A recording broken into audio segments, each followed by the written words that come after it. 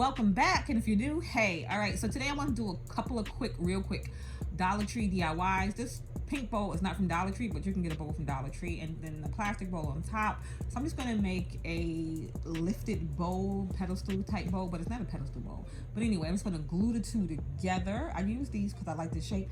That is not spray paint, so I had to go back and get my spray paint. But just glued them together, wait for that to dry, spray painted them, and then you see the pink on top, but that's because it was drying upside down. I just took some acrylic paint and just, it was too glossy for me, you can see the reflection in it, and then as I put the paint, the reflection goes away. So I just did that, let it dry, and then that is it, and that is super quick, super easy. So that's it for the first one.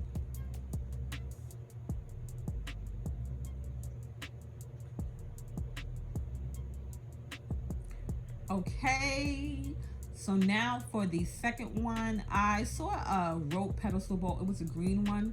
I'll try to find the picture of it, but it was a green pedestal bowl that was made of rope that I thought was so cute. So I was like, why not take some of the Dollar Tree rope and try to make one for myself. It's not exactly like the one I saw, but it is super cute. All right, so I just took the rope, like I said, and I just started from the center making, I wanted this to be as big as the plate there. So I just rolled it like that. Be careful with the hot glue. I burned the bejesus out of myself with the hot glue. And it always happens so quick, and it's just ridiculous. But anyway, I'm gonna take, and you're gonna just make it into a circle, and as you're doing, as I got bigger, I started to lay it down, but you're just going to want to move it off of whatever you have it on, you know, a couple of times to make sure it doesn't glue to whatever you have it on.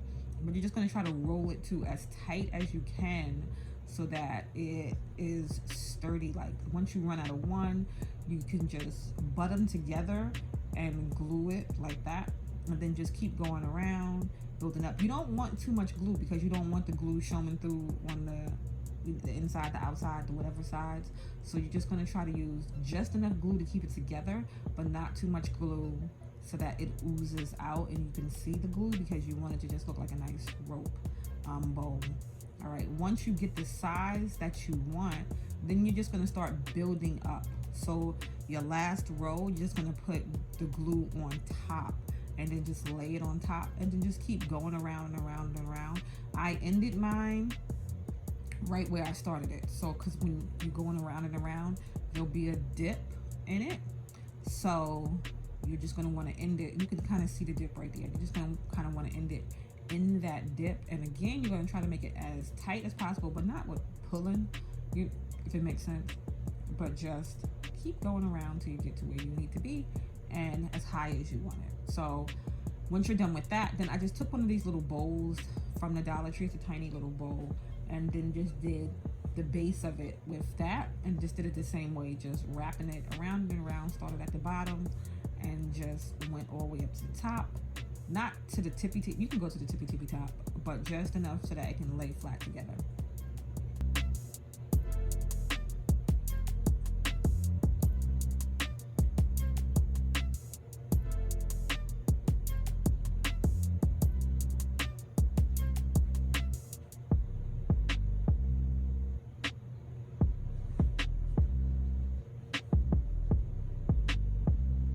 And once you reach the part where you want it to end, you're just gonna cut it off, because you're not gonna need a whole thing unless you're making it really tall. You could do it like on a tall vase, like a Dollar Tree vase. Put it up, because the one I saw was kind of tall. Put it on a vase or like one of them slender ones, and then put it on there. But I did it with this short one. Just glue it off at the end. It looked like a honeycomb, like a what do you call it? A beehive? A beehive.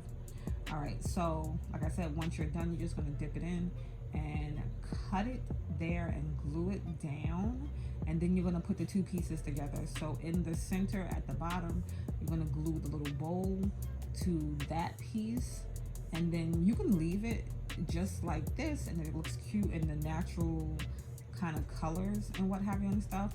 But I wanted it to be a little different because it just was to me. So then I hit it up with some paint, and so I waited till that dried, till the glue dried from it connecting together.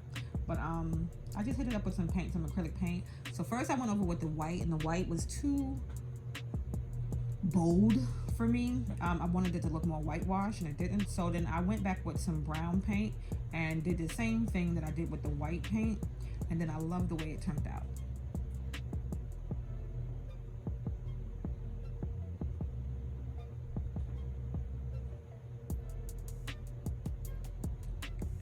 And now on to the last one.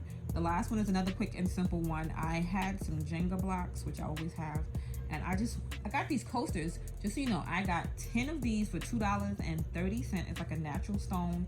It's a tile, and then you can just use them as coasters. I've been using it, and you can't even tell, like smoothies and all kind of whatnot and stuff, coffee and everything.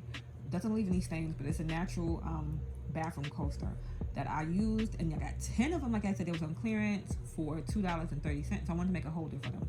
So you just take the Jenga blocks and you line them up. I just wanted to make sure it fit the bottom of the coaster. It's about the coaster size, and then just glue them together. So I glued 2 rows, so the bottom row, the top row, and then I glued those rows together. You could get a little fancy with it and, you know, do 2 one way, 2 the other way, whatever. But it's just gonna be fine because it's on the bottom of the coaster, so you don't see it. So you just make the 2, make sure they line up good, and then glue those together. And then once you're done with that, you just put the holder pieces on the side, because when you put the coasters and you put them on a different way than you're not putting them in directly square. So you just kind of angle it and then line those little pieces up and glue those down, and then I was done with my coaster. And I think it's cute, and the wood goes nice against the stone, and if you wanted to, you could stain it also, so you can have it with the color that you do want.